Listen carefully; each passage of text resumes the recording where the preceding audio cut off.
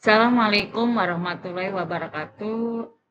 Terima kasih teman-teman semua. Hari ini saya akan menjawab tentang tugas 3 MPDR 5302 Studi Komparatif yang menganalisis artikel Scoping Review of Research on School-Based Outdoor Education in the Nordic Countries tentang outdoor education di negara Nordik dan implementasinya di Indonesia. Pendahuluannya, pada pendidikan luar ruang atau outdoor education menjadi salah satu pendekatan inovatif dalam pembelajaran modern. Artikel yang ditinjau menyoroti praktek di negara-negara Nordik yaitu Denmark, Finlandia, Islandia, Norwegia, dan Swedia.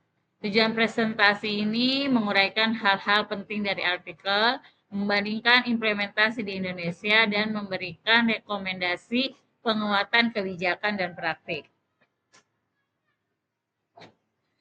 Tujuannya mengkaji artikel Reimann dan Iversen 2023 tentang outdoor education di Nordik, membandingkan dengan praktik di Indonesia, dan harapannya memberikan inspirasi pengembangan kurikulum berbasis lingkungan. Teori berdasarkan para ahli yang pertama ada dari Brown dan Reses tahun 2006 menekankan bahwa lokasi atau where pembelajaran merupakan aspek penting dalam proses belajar, sehingga kegiatan di luar kelas memberi pengalaman kontekstual yang lebih kaya. Menurut Jorde tahun 2010 mengembangkan konsep Uteskole di Skandinavia, yang itu pembelajaran reguler di luar kelas yang dipimpin guru dengan tujuan mendukung berbagai mata pelajaran.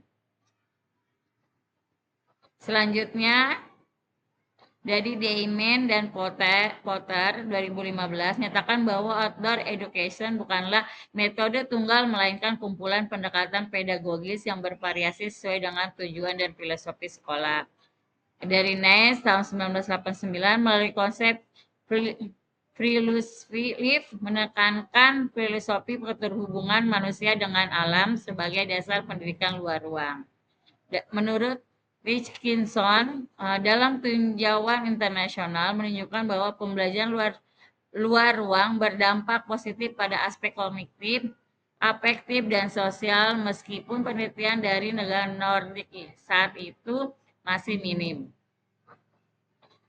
Analisis dari artikel Reimann dan Iversen ini melakukan scoping review terhadap 52 studi di 5 negara Nordik yaitu Denmark, Norwegia, Swedia, Finlandia, dan Islandia.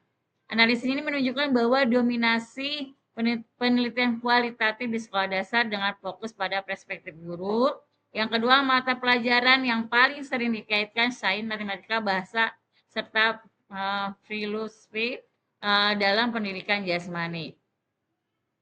Yang kedua, tema penelitiannya. Yang ketiga itu tema penelitiannya, perspektif guru, hakikat outdoor education, kesejahteraan siswa, pembelajaran kognitif, serta sedikit penelitian tentang digitalisasi dan pendidikan berkelanjutan. Yang keempat, kesenjangan penelitian masih minimnya kajian tentang proses pembelajaran detail, integrasi teknologi digital, dan pendidikan untuk berkelanjutan. Implementasinya di Indonesia secara umum ada pramuka, outing class, pemamatan lingkungan sekolah, serta proyek kurikulum Merdeka Belajar. Contohnya di SD Tangerang 6 itu di tempat sekolah saya ada, yaitu pada pembelajaran IPA ada observasi tumbuhan di kebun sekolah atau taman sekolah. Di mata pelajaran matematika mengukur lapangan untuk konsep luas dan keliling. Di mata pelajaran bahasa Indonesia menulis deskripsi di taman sekolah, dan di mata pelajaran PJOK permainan tradisional di luar kelas.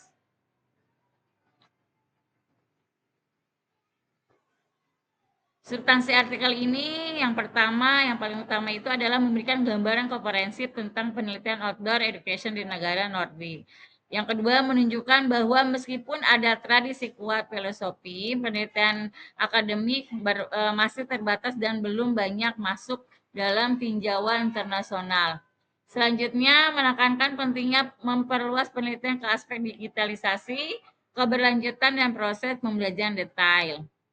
Yang terakhir, menawarkan peluang bagi negara lain termasuk Indonesia untuk belajar dari praktik Nordik yang menekankan keterhubungan dengan alam, kesejahteraan siswa, dan integrasi lintas mata pelajaran. Kesimpulannya secara umum bahwa artikel ini menegaskan adanya tradisi kuat outdoor education di negara Nordik dengan fokus pada keterhubungan dengan alam dan pembelajaran lintas mata pelajaran. Yang kedua, penelitian lebih banyak menyoroti perspektif guru dan dampak pada kesejahteraan siswa, namun masih kurang eksplorasi pada aspek digital dan keberlanjutan.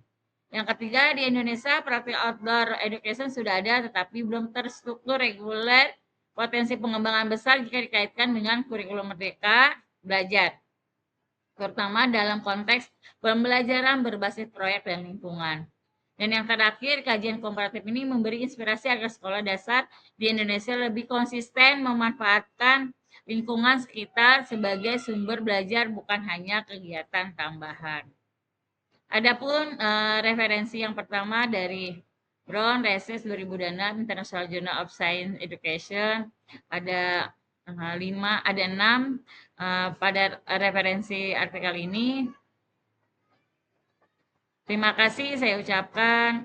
Wassalamualaikum warahmatullahi wabarakatuh.